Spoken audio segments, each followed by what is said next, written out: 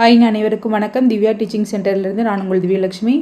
So நம்ம இப்போ 1 week படித்தது எப்படியெல்லாம் ரிவிஷன் பண்ணணும்னு எல்லாருமே கேட்டிருந்தீங்க இல்லைங்களா? அதுக்காக தாங்க இந்த வீடியோ. இதில் வந்துட்டு எப்படி ரிவிஷன் பண்ணணும், என்னென்ன பாயிண்ட்ஸ்னு கொஞ்சம் பாயிண்ட்ஸ் நான் எடுத்திருக்கேன், அதை யூஸ் பண்ணிக்கோங்க. ஏன்னா நிறைய பேர் எப்படி நோட்ஸ் எடுக்கிறது, எப்படி ரிவிஷன் பண்ணுறதுனே தெரியாமல் இருக்கிறீங்க. அவங்க இது யூஸ் பண்ணிக்கோங்க. ஓகேங்களா? ஓகேங்க. ஃபஸ்ட் வீக் நம்ம என்னங்க கொடுத்துருக்கோம்? க்யூப்பில் வந்துட்டு 1 க்யூப்லேருந்து 30 க்யூப் வரைக்கும் படிக்க சொல்லியிருக்கோம். ஸ்கொயரில் வந்துட்டு 1 ஸ்கொயர்லேருந்து 5 ஸ்கொயர் வரைக்கும் படிக்க சொல்லியிருக்கோம். உங்களுக்கு ஸ்கொயர் ரூட் எப்படி பார்க்கணும், க்யூப் ரூட் எப்படி பார்க்கணும் எல்லாமே சொல்லி கொடுத்துட்டேன் இல்லைங்களா? சரிங்க. இப்போது ஒரு ரிவிஷன் மாதிரி எடுத்துகிட்டு போயிடலாம். நாளைக்கு காலையில், அதாவது ஞாயிற்றுக்கிழமை 19ஆம் தேதின்னு நினைக்கிறேன். ஆமாம், இருங்க டேட் பார்த்துக்கிறேன். ஆமாம், இன்றைக்கி 18ங்களா? ஸோ உங்களுக்கு 19ஆம் தேதி காலையில் 10 மணிக்கெலாம் உங்களுக்கு வந்து கொஷின் பேப்பர் கொடுத்துருவேன். நீங்கள் அதை வந்து நல்லா அட்டன் பண்ணி பார்த்துக்கோங்க. நான் அதுக்கான எக்ஸ்ப்ளனேஷன் வந்துட்டு வீடியோ கொடுக்குறேன். சரிங்களா? நீங்கள் என்ன பண்ணுறீங்க, எக்ஸ்ப்ளனேஷன் வீடியோ பார்த்துட்டு, இது வந்து பெய்ட் பேட்ச் ஸ்டூடெண்ட்டுக்கு தான் எனக்கு எக்ஸ்ப்ளனேஷன் வீடியோலாம் தருவேன். சரிங்களா? நீங்கள் மற்ற ஸ்டூடெண்ட்டில் என்ன பண்ணுறீங்கன்னா, உங்களுக்கு லைவ் டெஸ்ட் வேணுமா என்ன ஏதுன்னு சொல்லி நீங்கள் வந்து சொல்லுங்கள். நான் ஆல்ரெடி கேட்டுகிட்டே இருக்கேன், யாரும் சொன்ன மாதிரி தெரியலை. ஸோ உங்களுக்கு வேணும்னா சொல்லுங்கள், நான் ஞாயிற்றுக்கிழமை நாளைக்கு வைக்கிறேன். ஓகேங்களா? சரிங்க. இப்போ என்னென்ன படிக்கணும்னு சொல்லிடுறேன். 1 க்யூப் வந்து 1ங்க, 2 க்யூப் வந்துட்டு 8, 3 க்யூப் வந்து 27, 4 க்யூப் வந்து 64, 5 க்யூப் வந்து 125, 6 cube 216, 7 cube 343, 8 cube 512, 9 cube 729, 10 cube 1000. Already படித்து முடித்தவங்களுக்கு இது ஒரு ரிவிஷன் மாதிரி இருக்கும். புது ஸ்டூடெண்ட்னா நம்மளோட எல்லா வீடியோஸையும் யூஸ் பண்ணிக்கோங்க. கண்டிப்பாக உங்களுக்கு ரொம்ப யூஸ்ஃபுல்லாக இருக்கும். சரிங்களா? ஏன்னா ரெகுலர் பேஸில் நான் டெய்லியுமே உங்களுக்கு ரிவிஷன் எடுத்துகிட்டு போயிட்டுருக்கேன். ஸோ இது கண்டிப்பாக 100% வந்துட்டு உங்களுக்கு நீங்கள் கவர்மெண்ட் ஜாப் வாங்குறதுக்கு 100% உதவியாக இருக்கும். ஏன் நான் இவ்வளோ இதாக சொல்கிறேன்னா, ஏன்னா நான் அந்தளவுக்கு நான் உங்களுக்கு டீச் பண்ணி எடுத்துகிட்டு போயிட்டுருக்கேன். அந்த நம்பிக்கை தான். நீங்கள் யூஸ் பண்ணிக்கோங்க. அப்போ தான் தெரியும் உங்களுக்கு புது ஸ்டூடெண்ட்டுக்கு. ஓகே. 11 க்யூப் வந்து 1331, 1331 அப்படி ஞாபகம் வச்சுக்கோங்க. 12 க்யூப் வந்து 1728, 13 க்யூப் 2197, 2197, 14 க்யூப் 2744. சரிங்களா? 2744. அப்புறம் 15 க்யூப் வந்து 3375, 3375. அடுத்து நெக்ஸ்ட்டு 16 க்யூப் வந்து 4096, 4096. இப்படி ரெண்டு நம்பர் ஞாபகம் வச்சுக்கோங்க, அப்போ ஞாபகத்தில் இருக்கும். அதாவது 17 cube 49 13, 18 cube 58 32, 58 32, 19 cube 68 59, 68 59, 20 cube 8000, 20 cube எவ்வளோங்க? 8000. 21 க்யூப் வந்து 92 61, 92 61. 22 க்யூப் வந்துட்டு 10648, 10648. ஓகேங்களா? 23 க்யூப் வந்து 12167, 12167, 12167 இல்லைனா 12167 இப்படி ஞாபகம் வச்சுக்கலாம். ஓகேங்களா? அடுத்து 24 க்யூப் வந்து 13. அதாவது இதை நான் எப்படி ஞாபகம் வச்சுக்குவேன்னா, 24 இருக்குல்லைங்க, இந்த 24 பாருங்களேன் கடைசியில் வந்துடும். ஸோ 24, 138 24 இந்த மாதிரி பிரித்து வந்து ஞாபகம் வச்சுக்கோங்க. 138 24. 25 க்யூப் வந்துட்டு 15 165, 15 165. ஓகேங்களா? அடுத்து 26 க்யூப், 26 க்யூப் வந்துட்டு 17. அதாவது இதுக்கு வந்து எப்படி வச்சுக்கலாம்னா 17 57 6, 17 57 6, 26. இங்கேயும் 6, இங்கேயும் கடைசியில் 6. ஸோ 1757 6, 1757 6. 27 cube, sorry 19683, 19683. அடுத்து 28 க்யூப் 21 21. இங்கே 28 இருக்குங்களா? 8 இருக்குதுன்னா ஓகே, உங்களுக்கு எப்படி பிடிச்சிருக்கோ அப்படி ஞாபகம் வச்சுக்கோங்க. 21 952, 21 952. அடுத்து 29 க்யூப் 24 389, 24 389. 30 க்யூப் வந்து 27, அதான் 27000. அப்படியே எழுதிக்கலாம், இது ஈஸி தானுங்க. 3 9 93 27, ஸோ 27000. 29 க்யூப் வந்து 24 389. இது வந்து நல்லா ஞாபகம் வச்சுக்கோங்க. சரிங்களா? அடுத்து ஸ்கொயர் ரூட் வந்துட்டு 1 ஸ்கொயர்லேருந்து 50 ஸ்கொயர் வரைக்கும். சரிங்களா? 1 square 1, 2 square 4, 3 square 9, 4 square 16, 5 square 25, 6 square 36, 7 square 49, 8 square 64, 9 square 81, 10 square 100, 11 square 121, 12 square 144, அப்புறம் 13 ஸ்கொயர் 169, 14 ஸ்கொயர் 196, 15 ஸ்கொயர் 225. 16 ஸ்கொயர் எவ்வளோங்க 256. 17 ஸ்கொயர் வந்துட்டு 289. 18 ஸ்கொயர் வந்துட்டு 324. 19 ஸ்கொயர் வந்துட்டு 361. ஓகேங்களா 361. 20 ஸ்கொயர் வந்துட்டு 400. 21 ஸ்கொயர் 441, அதாவது 441. 22 ஸ்கொயர் 484. 23 ஸ்கொயர் 529. 24 ஸ்கொயர் 576. 25 ஸ்கொயர் 625. இது கண்டிப்பாக ஒரு நல்ல ரிவிஷன் வீடியோவாக இருக்கும்னு நான் நம்புகிறேன். 26 square 676. 26 square 676. 27 square 729. 27 square 729. 28 square 784. 28 square 784. 29 square 841. 29 square 841. 30 square எவ்வளோங்க 900. ஓகேங்களா 31 ஸ்கொயர் 961. 31 961. அது அப்படியே பாருங்களேன் 3 6 9 அப்படியே 3 மடங்கு. 32 square 1024. 32 square 1024. 33 square 1089. 33 square. 34 square 11, அதாவது 1156. 2 நம்பராக வச்சுக்கோங்க. 35 ஸ்கொயர் 1225. 35 ஸ்கொயர் 1225. அடுத்து 36 square 1296. 36 square 1296. 37 square 1369. 38 square 1444. 38 square 1444. 39 square 1521. 39 square 1521. 40 square 1600. ஓகேங்களா 1600. அடுத்து 41 ஸ்கொயர் 1681. 42 ஸ்கொயர் 1764. 43 ஸ்கொயர் 1849. 44 ஸ்கொயர் வந்துட்டு 1936. 45 ஸ்கொயர் 2025. 45 ஸ்கொயர் எவ்வளோங்க 2025. அடுத்து 46 square 2116. 46 square 2116. 47 square 2209. 47 square 2209. 48 square 2304. 49 square 2401. 50 square 2500. 50 square 2500. அவ்வளோதாங்க முடிஞ்சு. அப்புறம் வந்துட்டு இந்த ஸ்கொயர் ரூட் இது வந்து அடிக்கடி ஞாபகம் வச்சுட்டே இருக்கணும். லைட்டாக மறக்கிற மாதிரி இருந்தாலும் இந்த மெத்தட் யூஸ் பண்ணிக்கோங்க. ஸ்கொயர் ரூட் ஃபஸ்ட்டு என்னங்க பண்ண சொல்லியிருக்கிறேன். இது ஃபஸ்ட் டைம் பார்க்குறவங்க நம்மளுக்கு ஸ்கொயர் ரூட் எப்படி கண்டுபிடிக்கணும்னு நான் வீடியோ போட்டிருக்கேன், அது யூஸ் பண்ணிக்கோங்க. ஓகே, இப்போ ஸ்டெப் 1ல் என்னங்க பண்ணணும், யூனிட் டிஜிட்டை வந்து ஃபஸ்ட்டு ஃபைன் பண்ணணும். ஓகேங்களா ஓகே, அந்த டேபிள்ஸ் எழுதி எப்படி ஃபைன் பண்ணணும்னு சொல்லி கொடுத்துருப்பேன். ஸ்டெப் 2ல் என்னங்க பண்ணணும், ரூட் வேல்யூ எந்த ரூட் வேல்யூக்குள்ளே அடங்குது அப்படிங்கிற மாதிரி பார்க்கணும். ஸ்டெப் 3 என்னங்க பண்ணணும், ரூட் வேல்யூ ஒரு இப்போ வந்து 7 இருக்குது அப்படின்னா அதுக்கப்புறம் நெக்ஸ்ட் நம்பர் என்னங்க 7க்கு அப்புறம் 8, அது ரெண்டையும் பெருக்கி வச்சு அதில் எது பிக் ஸ்மால் அப்படின்னு கண்டுபிடிச்சா அதோட ஆன்சர் வந்து போடுறது ஸ்டெப் 4. ஓகேங்களா, இது ரிவிஷன் வீடியோனால கொஞ்சம் ஸ்பீடாக தான் இருக்கும். அடுத்து கியூப் ரூட் எப்படிங்க கண்டுபிடிக்கணும், ஸ்டெப் 1ல் லாஸ்ட் 3 டிஜிட் நம்பர் எடுத்துக்கணும். எடுத்துகிட்டு கடைசி யூனிட் டிஜிட் என்னன்னு பார்த்துட்டு அதன் அடிப்படையில் வந்து போடணும்னு சொல்லி கொடுத்துருக்கேன் இல்லையா. ஸ்டெப் 2 என்னங்க, ரிமைனிங் பிக்கஸ்ட் கியூப் நம்பர் எது அப்படின்னு சொல்லி பார்த்து கண்டுபிடிக்கணும். ஓகேங்களா சரிங்க. ஓகே, அது போக டேபிள்ஸ் 13, 17, 19, 21, 23, 29 இதோட டேபிள்ஸ்லாம் படித்து வைக்க சொல்லியிருக்கேன், படிச்சிருப்பீங்கன்னு நினைக்கிறேன். அடுத்து தமிழ் எப்படி படிக்கணும்னா 6th நான் ஆல்ரெடி புக் எல்லாமே உங்களுக்கு புக் பிடிஎஃப்லாம் சென்ட் பண்ணிவிட்டேன், ரிவிஷன் எல்லாம் எடுத்து கொடுத்துட்டேன். ஸோ எல்லாம் மைண்டில் நிற்கும்னு நம்புகிறேன் நான். 6th 1 to 5 இயல் சரிங்களா, 5 இயல்கள் இந்த வாரம் நீங்கள் 5 நாட்கள் முடிச்சிருப்பீங்க. ஃபஸ்ட்டு நூல்வெளி படிக்கணுங்க, கலைச்சொல் படிக்கணும், சொல்லும் பொருளும் படிக்கணும், புக் பேக் ஆன்சர்ஸ் எல்லாமே படிச்சுக்கணும். ஓகேங்களா ஓகே, அப்புறம் இலக்கணம் எல்லாம் நல்லா பார்த்துக்கணுங்க. எல்லாத்துக்குமே வீடியோ நான் போட்டிருக்கேன். அடுத்து இந்த பாடல் இருக்குது அப்படின்னா அந்த பாடலோட பொருள் என்ன அப்படின்னு, இப்போ ஆசாரக்கோவைனா அந்த பாடல் என்ன இருக்குது, மூதுரைனா அந்த பாடல் என்ன சொல்ல வந்திருக்காங்க அப்படிங்கக்கூடிய எல்லா பாடலோட பொருளை படிச்சுக்கணுங்க. திருக்குறள் படிச்சுக்கணும், திருக்குறள் நல்லா வந்து மனப்பாடம் பண்ணி படிச்சுக்கணும். ஹைலைட்டட் பாயிண்ட்ஸ் நான் வந்து கொடுத்துருப்பேன் இல்லைங்களா, அதை வந்து ரிவிஷன் பண்ணிக்கணும். இப்படி தான் படிக்கணுங்க. கடைசி எக்ஸாமுக்கு அதாவது ஒரு டெஸ்ட்டு போடுறேன்னா அதுக்கு முன்னாடி இப்படி தாங்க ரிவிஷன் பண்ணணும். அதனால தான் நான் 5 நாட்கள் படிக்க வச்சுட்டு 6வது நாள் நான் உங்களுக்கு ரிவிஷன் கொடுக்குறேன். 7வது நாள் டெஸ்ட்டு ஈஸியாக அட்டன் பண்ணிடலாம் சரிங்களா. எக்கனாமிக்ஸில் 11th 3 லெசன் வந்து சொல்லி கொடுத்துருப்பேன் இல்லைங்களா. என்னென்ன ஞாபகப்படுத்துங்க, இந்திய பொருளாதாரம் சுதந்திரத்திற்கு முன்னரும் பின்னரும், அப்புறம் இந்தியாவின் மேம்பாடு அனுபவங்கள் 3 லெசன். 10th வந்துட்டு மொத்த உள்நாட்டு உற்பத்தி, அதன் அறிமுகம் நடத்தியிருப்பேன். 9th மேம்பாட்டை அறிவோம். ஓகேங்களா ஓகே.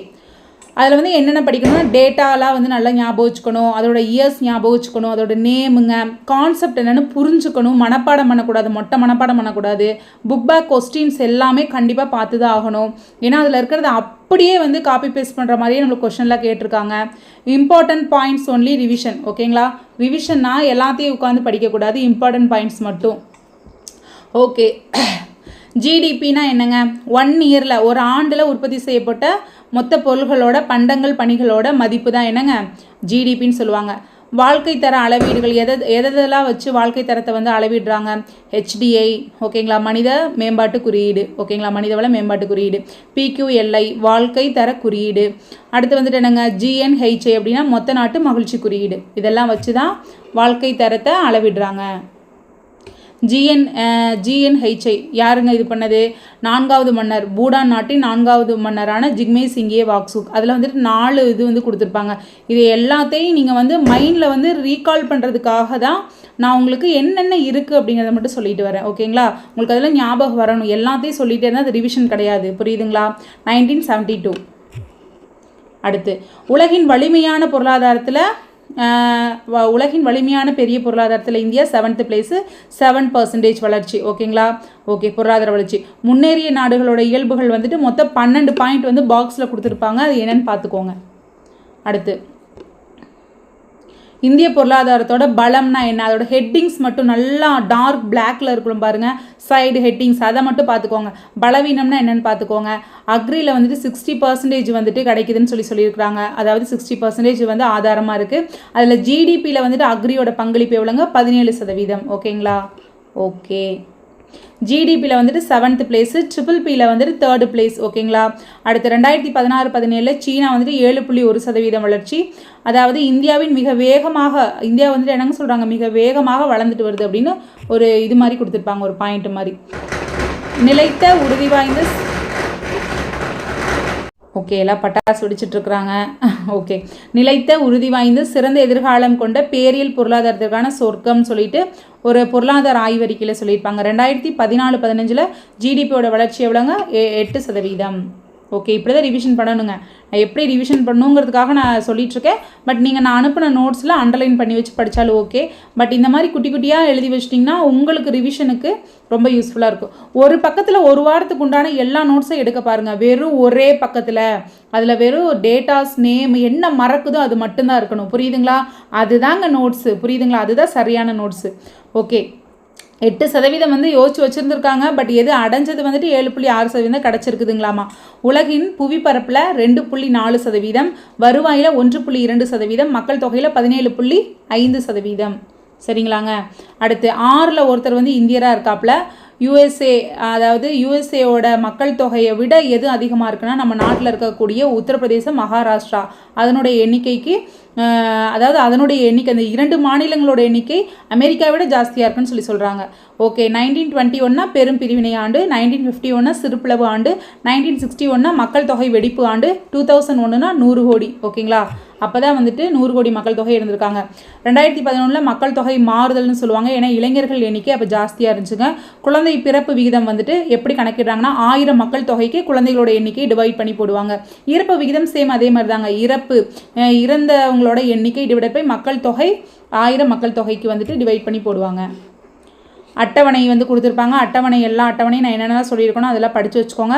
14.5%, அதாவது இது வந்து குழந்தை பிறப்பு விகிதம். சரிங்களா, பிறப்பு விகிதம் குறைவாக இருக்கிறது எங்கே அப்படின்னு கேட்டால் ஃபஸ்ட்டு கேரளா. அதான் ஓகே அப்படின்னு சொல்லி உங்களுக்கு ஷார்ட்கட் சொல்லி கொடுத்துருப்பேன். அடுத்து அப்படின்னா யூபிங்க, உத்தரப்பிரதேசம். அதிகமான பிறப்பு விகிதம் எங்கே அப்படின்னா 29.5% உத்தரப்பிரதேசம். ஓகேங்களா, சூப்பர்.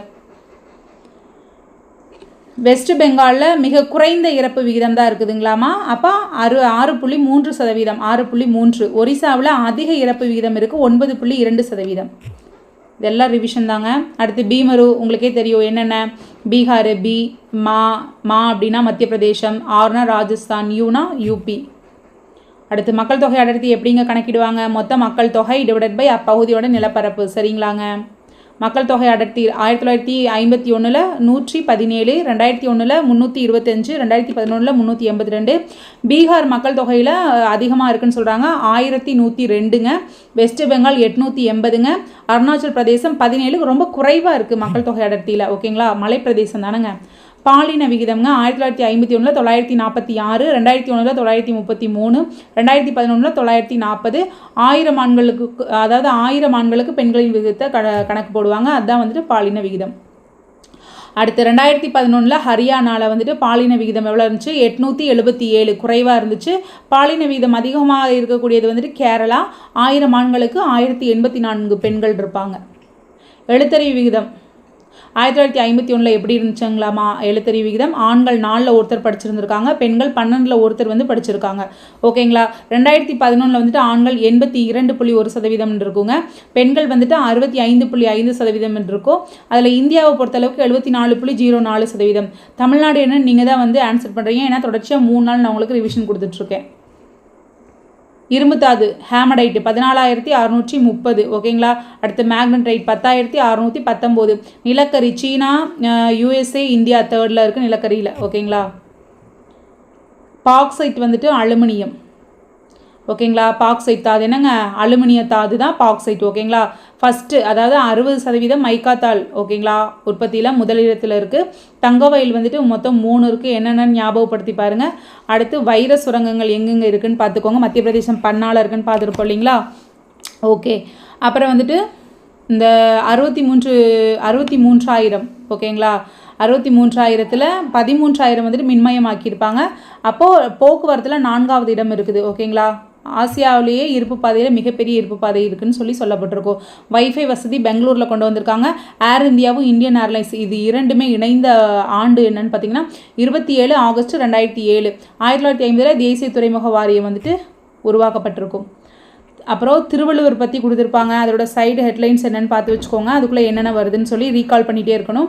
காந்தி 1921 என்ன புக் எழுதியிருக்காரு, 1924 என்னென்னு பார்த்துக்கோங்க. நேரு 1964 நேரு வந்துட்டு அப்போ தான் இறந்துருப்பார் இல்லைங்களா, அது வரைக்கும் பிரதமராக தான் இருந்திருப்பார். 1956 மேலே வந்துட்டு என்ன நிகழ்வு நடந்துச்சு, 2வது வந்துட்டு இது என்னங்க செகண்ட் 5 இயர் பிளானில் அது ஒரு வாதத்தை வந்து முன் வச்சிருப்பார். அது என்னென்னு ஞாபகப்படுத்தி பாருங்கள். ஜனநாயக சமதர்மம் நேருவோடது. ஓகேங்களா. அப்புறம் பிஆர் அம்பேத்கர் 1891 பிறந்து 1956 இறந்திருப்பார். 1918 என்ன புக்கு, 1921 என்ன புக்கு, 1921 இன்னொரு புக்குன்னு எழுதியிருப்பார். 1923 வந்து ரூபாய் பிரச்சனைகள். அப்போ இது மாதிரி இது எல்லாமே ஆண்ட சொன்னோன்னே அந்த புக்கு என்னன்னு ஞாபகம் வரணும். மாகாண நிதி பெருக்கம் அப்படிங்கிறத இவர் 3 நிலைகளாக பிரிச்சிருப்பார். என்னென்னு ஞாபகப்படுத்தணுங்க. இதுதாங்க ரிவிஷன், இப்படி தான் பண்ணணும். ஜேசி குமரப்பா வந்துட்டு 1892 ஜனவரி 4 பிறந்திருப்பார். தஞ்சாவூரில் வந்து பிறந்திருப்பார்.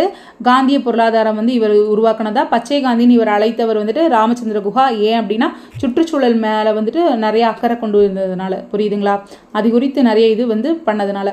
ஓகே. உப்பு சத்தியாகிரகத்தில் இருக்கும்போது இவர் யங் இந்தியா பத்திரிகையில் ஒர்க் பண்ணிக்கிட்டே என்ன பண்ணியிருக்காரு, அகமதாபாத்தில் இருக்கக்கூடிய குஜராத் வித்யாபீடத்துலையும் எக்கனாமிக் ப்ரொஃபஸராக வந்து ஒர்க் பண்ணியிருப்பார்.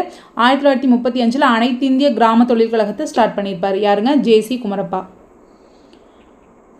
அடுத்து ஜெயிலில் 1 வருஷம் வெள்ளையனே வெளியேறு இயக்கத்தில் ஒரு ப்ராப்ளம் ஆகி ஜெயிலில் 1 இயர் இருந்திருப்பார். அப்போ 3 புக்ஸ் எழுதியிருப்பார். அது என்னென்ன புக்ஸ்ன்னு சொல்லி ஞாபகப்படுத்தி பாருங்கள். நிலைத்த பொருளாதாரம் இந்த மாதிரி ஒரு 3 புத்தகம் வரும். அதில் 2 புத்தகம் மட்டும் 1945 உட்பட்டது. VKRV ராவ் இவர் வந்து என்ன சொல்கிறாங்கன்னா, BR பிரம்மானந்தாங்கிறவர் சிறந்த பொருளியல் அறிஞர்களில் 3 பேரை குறிப்பிடுறார். யாருன்னா DR காட்கில், CN வக்கீல், JM கீன்ஸில் VKRV Rao, DR Gadgil, CN வக்கீல் இவங்க 3 பேரும் மிகச்சிறந்த பொருளியல் அறிஞர்களாக வந்துட்டு சொல்கிறாரு. BR பிரம்மானந்தா, அதாவது JM கீன்ஸின் மிகச்சிறந்த மாணவர்களில் ஒருவர் தான் இந்த ராவு அப்படின்னு சொல்லி சொன்னது யாருங்க? அதாவது HW சிங்கர். ஓகேங்களா. HW சிங்கர் கோலின் கிளார்க்கோட மாணவர் அப்படின்னு சொல்லியிருப்பாங்க. ஒர்க் பண்ணியிருப்பேன்னு சொல்லியிருப்பாங்க.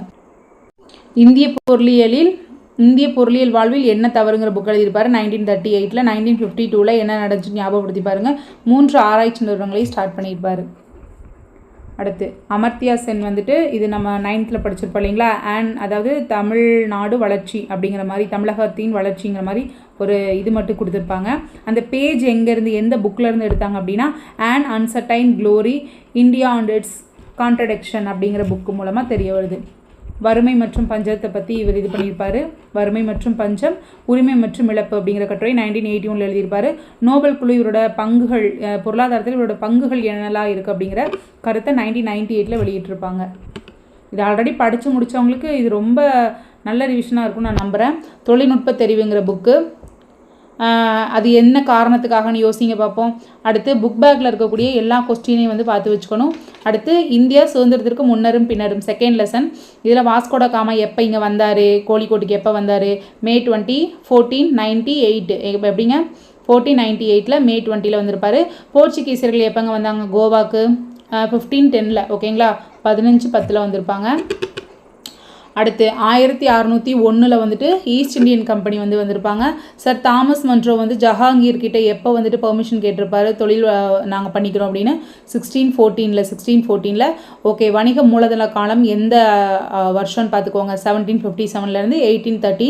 தொழில் மூலதன காலம் எப்போன்னு பார்த்துக்கோங்க 1813 1858. நிதி மூலதன காலம் எப்போன்னு பார்த்துக்கோங்க 1858 1947. அடுத்து காரன் வாலிஸ் தான் ஃபஸ்ட்டு நிரந்தர சொத்துரிமை சட்டத்தை வந்துட்டு 1793 கொண்டு வந்திருப்பாப்புல. அதனை தொடர்ந்து தான் வந்து ஈஸ்ட் இந்தியன் கம்பெனி ஜமீன்தாரியை வந்துட்டு இன்ட்ரோ பண்ணியிருப்பாங்க, அறிமுகப்படுத்தியிருப்பாங்க. ஜமீன்தாரின்னு சொல்லலாம், நீலச்சுவாந்தாரா முறைன்னு சொல்லலாங்க. அதாவது ஜமீன்தார்கள் வந்து என்ன பண்ணுவாங்களாமா 10 அதாவது 11 10 பங்கை கவர்மெண்ட் கிட்ட வந்து அந்த வரியை கொடுத்துருவாங்க, ஒரு பங்கை வந்து ஜமீன்தாரே வச்சுக்குவாங்க. அடுத்து மகள்வாரி இனவாரி முறையில் வந்து மத்திய பிரதேசம் பஞ்சாபில் தான் வந்து ஃபஸ்ட்டு ஸ்டார்ட் பண்ணியிருக்கிறாங்க. கிராம மக்கள் குழு தான் இதில் வந்துட்டு எல்லா நிர்வாகத்தையும், அதாவது எல்லா மக்களுக்கும் பிரித்து கொடுத்து அதில் வரக்கூடிய வருவாயை அரசுக்கு கொண்டே கட்டியிருப்பாங்க. அப்புறம் ரயத்வாரி சொந்த சாகுபடி முறை. ரயத்வாரி இதில் எழுத மறந்துட்டேன் நான். ரயத்வாரி சொந்த சாகுபடி முறை தமிழ்நாட்டில் தான் ஃபஸ்ட்டு இன்ட்ரோ பண்ணியிருப்பாங்க. இதோட வீடியோ நான் நல்லா ஷார்ட்கட்டோடு உங்களுக்கு நல்லா நீட்டாக சொல்லி கொடுத்துருப்பேன், அதை யூஸ் பண்ணிக்கோங்க. அடுத்து இந்தியாவின் தொழிற்கொள்கைகள் மொத்தம் எத்தனைங்க 1 2 3 4 5 6. அது என்னென்ன வருஷங்கள்னு பார்த்துக்கோங்க. ஃபஸ்ட்டு தொழிற்கொள்கை வந்துட்டு 4 விதமாக 4 டைப்ஸ் இருக்குன்னு சொல்கிறாங்க. ஃபஸ்ட்டு தொழிற்கொள்கை எப்போங்க April 6, 1948. செகண்ட் தொழிற்கொள்கை வந்துட்டு பொதுத்துறைக்கும் சிறு தொழிலுக்கும் வந்து ஊக்குவிப்பு கொடுத்துருக்குறாங்க. அப்போ இது நல்ல பாயிண்ட்டு ஞாபகம் வச்சுக்கணும் 1956. ஓகேங்களா, இந்த மாதிரி தான் பண்ணணுங்க. நான் ஃபுல்லாக எடுத்துகிட்டு வரல, உங்களுக்கு எப்படி படிக்கணுங்கிறதுக்காக ஒரு இதுதான் ஒரு ஐடியா தான் கொடுத்துட்ருக்கேன். பசுமை புரட்சி வந்துட்டு MS சுவாமிநாதன். உலக பசுமை புரட்சியோட தந்தை MS சுவாமிநாதன். உலக பசுமை புரட்சியின் தந்தை USA நாட்டை சார்ந்த நார்மன் போர்லாக். அடுத்து 1960 61 என்ன நடந்துச்சுன்னா 7 மாவட்டங்களை வழிநடத்தும் திட்டம் மூலமாக இதை வந்து இன்ட்ரோடியூஸ் பண்ணியிருப்பாங்க. அடுத்து பசுமை புரட்சியோட வேறு பெயர்கள் என்னென்னா புதிய வேளாண் தொழில்நுட்பம், விதை, உரங்கள், தண்ணீர் தொழில்நுட்பம். இது மூணுமே வந்து பசுமை புரட்சிங்கக்கூடிய வேறு பெயர்கள் தான். அடுத்து வெண்மைனா வந்துட்டு பாலுங்க. அப்புறம் வந்து இருங்க நான் கலர் மாற்றிக்கிறேன். வெண்மைனா பாலுங்க, நீலம்னா மீன், நீல புரட்சினா மஞ்சள் புரட்சினா எண்ணெய் வித்து, தங்க புரட்சினா பழம், ஆப்பிள், வெள்ளி புரட்சினா முட்டை. எல்லாத்துக்குமே உங்களுக்கு ஷார்ட்கட் இருக்கும். கருப்பு புரட்சி அப்படின்னு பார்த்தீங்கன்னா பெட்ரோலியம். வட்ட புரட்சி வட்டமான உருளைக்கிழங்கு சிப்ஸ் நல்லாயிருக்கும் உருளை. சிவப்பு புரட்சி அதை வந்து என்னங்க இறைச்சி, தக்காளி. பழுப்பு புரட்சி வந்துட்டு தோல். சாம்பல் புரட்சி உரம். அப்புறம் வந்து இது என்னங்க இளஞ்சிவப்பு புரட்சி இறால். அடுத்து செகண்ட் பசுமை புரட்சியோட முக்கிய நோக்கம் என்ன அப்படின்னு பார்த்தீங்கன்னா 2006 2007 214 மில்லியன் டன்னாக உணவுப்பயிர் இருந்துச்சு. அது 2020 வந்து நம்ம 400 மில்லியன் டன்னாக உயர்த்தணும் அப்படிங்கிறது அதோட முழு நோக்கமாக இருந்திருக்கும். வளர்ச்சி விகிதம் 15 வருஷத்தில் 5% 6% உயர்த்தணுங்கிற திட்டம் வந்து வச்சுருக்குறாங்க. இந்த இரண்டாவது பசுமை புரட்சி நோக்கம். ஃபஸ்ட்டு எஃகு தொழிற்சாலை எங்கே அப்படின்னா ஜாரியாவில் இருக்க குல்ட்டியில். வங்காள இரும்பு தொழில் கம்பெனி வந்து 1870 ஸ்டார்ட் பண்ணியிருக்கிறாங்க. அடுத்து டிஸ்கோ அப்படிங்கிறது 1907 ஜாம்செட்பூர்லங்க. அதனை தொடர்ந்து இதுக்கப்புறம் வந்துட்டு டிஸ்கோ வந்துட்டு 1919 பான்பூரில் ஸ்டார்ட் பண்ணியிருப்பாங்க. பொதுத்துறை எஃகு நிறுவனம் வந்துட்டு இந்த பாக்ஸு ஃபுல் பாக்ஸ் அப்படியே ரூர்கெலா அந்த மாதிரி நிறையா இருக்கும் தெரியுங்களா, அது எல்லாம் நல்லா வந்து பார்த்து வச்சுக்கோங்க. செயில் வந்துட்டு 1974. எஃகு உற்பத்தியில் 8வது இடம். 1855 வெஸ்ட் பெங்கால் ரேஸ்டாரில் நவீனமயப்படுத்தப்பட்ட ஃபஸ்ட்டு தொழிற்சாலையை வந்துட்டு ஸ்டார்ட் பண்ணியிருப்பாங்க. உலகத்தில் இந்தியா வந்துட்டு கச்சா சணல் உற்பத்தியிலையும் கச்சா பொருள் தயாரிப்புலையும் ஃபஸ்ட்டு ப்ளேஸு. புரியுதுங்களா? அடுத்து சணல் பொருள் ஏற்றுமதியில் செகண்ட் பிளேஸு. பருத்தி நெசவு இந்த உற்பத்தியில் ஜிடிபி மூலமாக நம்மளுக்கு 4%, மதிப்பு கூட்டப்பட்ட அந்த இது மூலமாக உற்பத்தியில் நம்மளுக்கு 20%, ஏற்றுமதி வருவாயின் பங்கு 1/3 இருக்குது சணல் பொருட்கள் பருத்தி நெசவு தொழிலில். கொல்கத்தா க்ளோஸ்டர் ஓகேங்களா, இது 1818 முதல் நவீன துணி உற்பத்தி ஆலை. ஓகேங்களா? ஓகே. அப்புறம் வந்து அந்த இதுதாங்க முதல் நவீன துணி உற்பத்தி ஆலை. 1854 கேஜிஎன் டேபேர் இது வந்து மும்பை ஸ்பின்னிங் அண்ட் வீவிங் கோ அப்படிங்கிறத உருவாக்கம் பண்ணியிருப்பார். சுகர் தயாரிக்கிறதுல மகாராஷ்டிரா 3/1. நெக்ஸ்ட்டு உத்தரப்பிரதேசம் கொடுத்துருக்காங்க. உரத்தொழிலில் நைட்ரஜன் யூஸ் பண்ணி தான் வந்துட்டு இது பண்ணுறாங்க. ஸோ அதனால் உலகின் 3rd பிளேஸில் இருக்குது. 1812 வந்துட்டு வங்காளம் செராம்பூரில் இயந்திரத்தால் செயல்படக்கூடிய காகித ஆலை வந்துட்டு ஃபஸ்ட்டு வந்து இது பண்ணியிருக்கிறாங்க. பட்டு தயாரிப்பில் செகண்ட் பிளேஸ் இந்தியா. இப்போ ஃபஸ்ட்டு பிளேஸ் என்ன, அதில் 5 வகையான பட்டு இருக்குது, அதில் ஞாபகப்படுத்திக்கோங்க. ஃபஸ்ட்டு எண்ணெய் கிணறு வந்து 1889 அஸ்ஸாம் டிக்பாயில். ஓகேங்களா? அடுத்து 1956 ONGC உத்தரகாண்ட் டேராடூனில். ஓகேங்களா? அடுத்து என்னங்க, 5 இயர் பிளானு. ஃபஸ்ட்டுக்கு என்ன, அது யாரோட ஆலோசனையின்படி இது பண்ணாங்க, அது போக செகண்ட் என்ன, தேர்ட் என்ன, அதில் என்ன வளர்ச்சி, அது எல்லாம் பார்த்துக்கணும். அப்புறம் இந்தியாவின் மேம்பாட்டு அனுபவங்களில் என்னென்ன இயர்ஸு, அதில் என்ன முக்கியமான இதுன்னு சொல்லி பார்த்துக்கணும். மொத்த உள்நாட்டு உற்பத்தியில் என்ன ஃபார்முலாஸ்லாம் இருக்குது, பிசிஐனா என்ன, செலவின முறைனா என்ன, அப்புறம் வேறு என்னங்க தலா வருமானம்னா என்ன, எல்லாத்தையும் வந்துட்டு நீங்கள் நீட்டாக பார்த்து வச்சுக்கணும். ஜிஎன்பினா என்ன, ஜிஎன்பி, அப்புறம் என்என்பினா என்ன, ஜிடிபினா என்ன, என்டிபினா என்ன, எல்லாத்தையும் பார்த்து வச்சுக்கணும். புரியுதுங்களா? அது போக வேறு என்னங்க, இது மேம்பாட்டை அறிவோம், அதில் மொத்தமாகவே ரொம்ப கம்மியான பாயிண்ட் தான் இருக்கும். நான் ஆல்ரெடி உங்களுக்கு எல்லாமே குறித்து கொடுத்துருப்பேன். ஓகே, இப்படி தான் ரிவிஷன் பண்ணணுங்க. உங்களுக்கு ரொம்ப ஸ்பீடாக இருக்குதுன்னா அது புதுமானவர்களுக்கு ஸ்பீடாக இருக்கும். 5 நாள் என்னோடய ரிவிஷன் கிளாஸ் அட்டன் பண்ணியிருந்தீங்க அப்படின்னா உங்களுக்கு கண்டிப்பாக ரொம்ப யூஸ்ஃபுல்லாக இருக்கும். புரியுதுங்களா? சரிங்க. நிறைய பேர் வந்து டெஸ்ட் பேட்ச் கேட்டுட்ருக்கிறீங்க. நான் அந்த அட்டவணை வந்து ரெடி பண்ணிவிட்டு உங்களுக்கு கண்டிப்பாக வந்துட்டு கொடுக்குறேன். ஓகேங்களா? எப்போ நவம்பர் 1 வந்துட்டு ஸ்டார்ட் பண்ணிக்கலாம். டெய்லி ரிவிஷன் வச்சு கொண்டு போகிறதுனால இப்படி தான் படித்தாகணும் நம்ம. புரியுதுங்களா? சரிங்க. எல்லாருக்கும் ஆல் தி பெஸ்ட். தீபாவளிக்கெல்லாம் ட்ரெஸ்லாம் எடுத்துருப்பீங்கன்னு நினைக்கிறேன். எல்லாம் ஹாப்பியாக இருங்க. நாளைக்கு டெஸ்ட்டு மட்டும் அட்டன் பண்ணிவிட்டு அப்புறம் வந்து ஒரு நாள் லீவ் தான். ஓகேங்களா? ஒரு நாள் ஃபுல்லாக படிக்க வேணாம். 20ஆம் தேதி 21ஆம் தேதி மறுபடியும் ஸ்டார்ட் பண்ணிக்கலாம். ஓகேங்க, எல்லாருக்கும் பாய்ங்க.